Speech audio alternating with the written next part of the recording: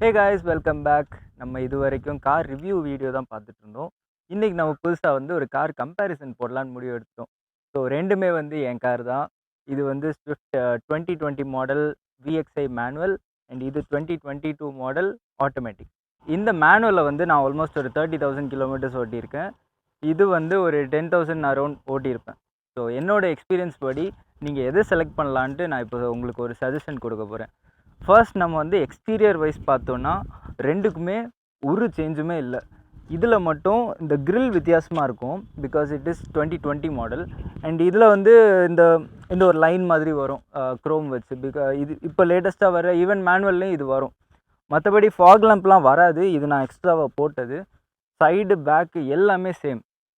அப்படியே நம்ம இப்போ வந்து இன்டீரியர் பார்த்தோன்னா, இப்போ ஆட்டோமேட்டிக்கில் பார்த்தோன்னா இந்த கியர் பாக்ஸ் தான் வித்தியாசம், because it is an automatic gear box. அப்படியே உள்ளே பார்த்தோன்னா இந்த இன்ஸ்ட்ருமெண்ட் கன்சோலுமே டிஃப்ரெண்ட்டாக இருக்கும். இப்போ இதில் பார்த்தீங்கன்னா கியர் வரும், நியூட்ரல், நம்ம என்ன கியர் போடுறோமோ அது இங்கே வந்து வரும். ஓகே, இதில் 3 கியர் தான் இருக்குது. யூஸ்வலாக எல்லா ஆட்டோமேட்டிக் கார்ஸ்லேயும் பார்க்கு, அப்புறம் ரிவர்ஸ், நியூட்ரல், டிரைவ் வரும், ஸ்போர்ட்டும் வரும். ஆனால் இது வந்து very basic AMD gear box, அதனால நமக்கு இது 3 மட்டும்தான் வரும்.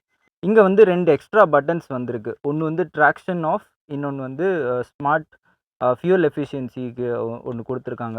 இது ஆக்சுவலாக கொஞ்சம் இரிட்டேட்டிங் ஃபீச்சர் தான், பிகாஸ் ஒவ்வொரு வாட்டியும் வண்டி ஆஃப் ஆகும், ஆஃப் ஆகிட்டு ஆன் ஆகும், டிராஃபிக்கில் நிற்கிறப்போ அது கொஞ்சம் கடுப்பான ஃபீச்சர் தான். இது வந்து ட்ராக்ஷன் கண்ட்ரோல். இதை லாங் ப்ரெஸ் பண்ணோன்னா இங்கே தெரியும், இங்கே ட்ராக்ஷன் ஆஃப்னு ஒரு சிம்பிள் வரும். ஆனால் வண்டி ஓட்டுறப்போ ஒரு வித்தியாசமே தெரியாது, எல்லாம் சேம் தான். இப்போ இதில் பார்த்தோன்னா இது வந்து நார்மல் மேனுவல் கியர் பாக்ஸ், இது வந்து வெரி காமன். அண்ட் இங்கே பார்த்தீங்கன்னா இந்த இது இண்டிகேட்டர் வந்து எதுவுமே இருக்காது, இட்ஸ் பிளாங்க்.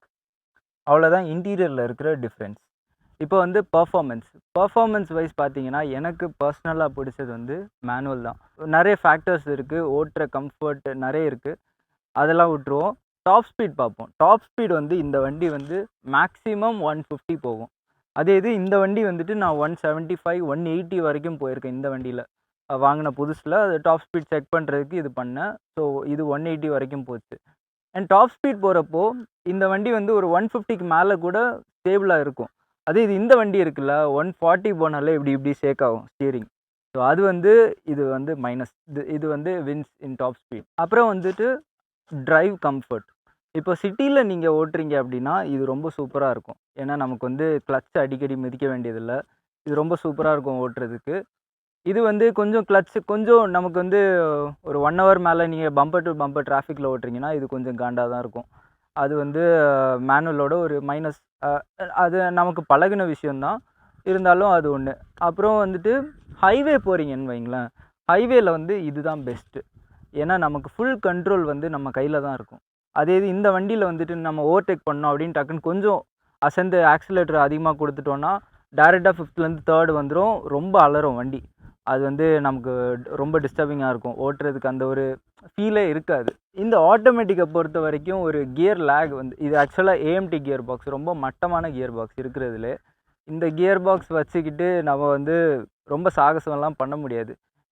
அண்ட் ஒரு சிம்பிள் எக்ஸாம்பிள், இப்போ இந்த ஹை இருக்குது, இந்த ரோட்டில் வந்துட்டு நம்ம ஃபர்ஸ்ட் கியர் வச்சு போகிறோன்னு வைங்களேன், அது மேலே போய் அங்கே அதை தாண்டினதுக்கப்புறம் தான் ஷிஃப்ட் ஆகும் செகண்டுக்கு. அந்தளவுக்கு ஒரு ரொம்ப லேக் இருக்குது இந்த கியர் பாக்ஸில். அது நமக்கு வந்து இது செட்டே ஆகாது இந்த மாதிரி யூசேஜுக்கு.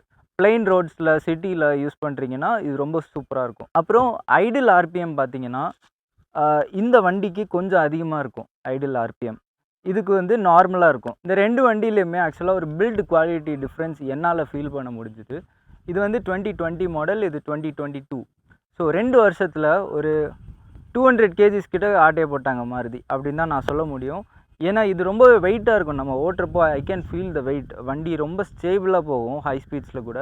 இந்த வண்டி அப்படி இல்லை, ஒரு அலைன்மெண்ட் இல்லாத வண்டி எப்படி ஷேக் ஆகும் பிரேக் அடிச்சா அந்த மாதிரி இருக்குது இந்த வண்டி. ரொம்ப வெயிட் கட் பண்ணியிருக்காங்க இந்த வண்டியில்.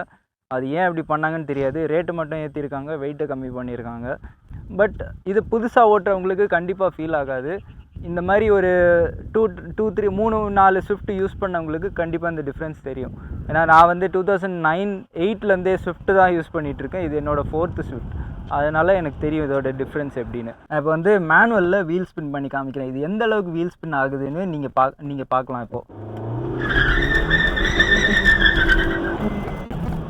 இப்போது நான் ஆக்சுவலாக ஆட்டோமேட்டிக்கில் வந்து ட்ரை பண்ண போகிறேன். ட்ராக்ஷன் ஆஃப் பண்ணிக்கிறேன். இந்த பட்டன் லாங் ப்ரெஸ் பண்ண ஒரு 5 செகண்ட்ஸ் ப்ரெஸ் பண்ணால் இங்கே ஓகே பிளிங்க் ஆகிடுச்சு, ட்ராக்ஷன் ஆஃப் ஆகிடுச்சு. அண்ட் கியரை வந்து மேனுவல் மோடில் போட்டுக்கலாம். ஸோ கியரை வந்து ட்ரைவில் போட்டு இந்த சைடு தள்ளி விட்டால் மேனுவல். ஸோ ஃபர்ஸ்ட் கியரில் தான் இருக்குது 1M. நம்ம வந்து லான்ச் பண்ணலாம், எப்படி போகுதுன்னு பார்ப்போம்.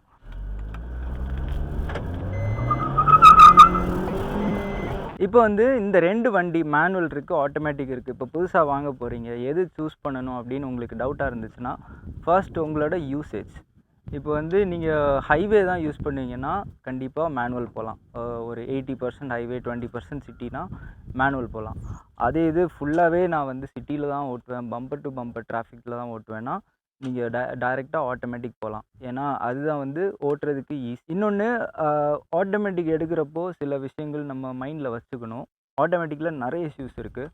நான் இது வந்து ஜஸ்ட் 5000 கிலோமீட்டர்ஸ் ஓட்டினப்போவே கியர் பாக்ஸ் ப்ராப்ளம் ஆகிடுச்சு. லைக் ஹில்ஸில் ஓட்டுறப்போ அந்த ஓவர் ஹீட்டிங் இஷ்யூ வந்து வண்டி ஆஃப் ஆகிடுச்சு. நீங்கள் கொஞ்சம் ரேஷாக ஓட்டினீங்கன்னா இந்த கியர் பாக்ஸ் கழண்டு விழுற அளவுக்கு நமக்கு ஒரு ஃபீல் வரும் வண்டி ஓட்டுறப்போவே.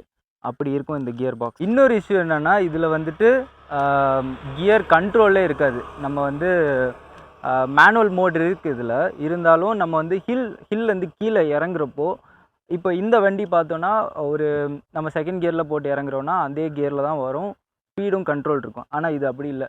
செகண்டில் நம்ம போட்டு வந்துட்டுருப்போம், ஆட்டோமேட்டிக்காக அது தேர்டுக்கு மாறிடும், இன் ஆட்டோமேட்டிக் மோட். அதே இது மேனுவல் மோட் போட்டால் சேஞ்ச் ஆகாது. But still I don't feel that confident in this car. ஹில்ஸுக்கு வந்து இது செட்டே ஆகாது, சுத்தமாக செட் ஆகாது இந்த வண்டி. ஈவன் மேனுவல் மோட் போட்டு ஓட்டினாலும் இது செட் ஆகாது. ஸோ பேசிக்லி உங்கள் யூசேஜ் தான். நீங்கள் ஹில்ஸ் ஹைவே யூஸ் பண்ணுறீங்கன்னா இது பெஸ்ட்டு. வீல் ஸ்பின்னு, ட்ரிஃப்ட் எல்லாத்துக்குமே இது சூப்பராக இருக்கும். மைலேஜுமே இது சூப்பராக வரும்.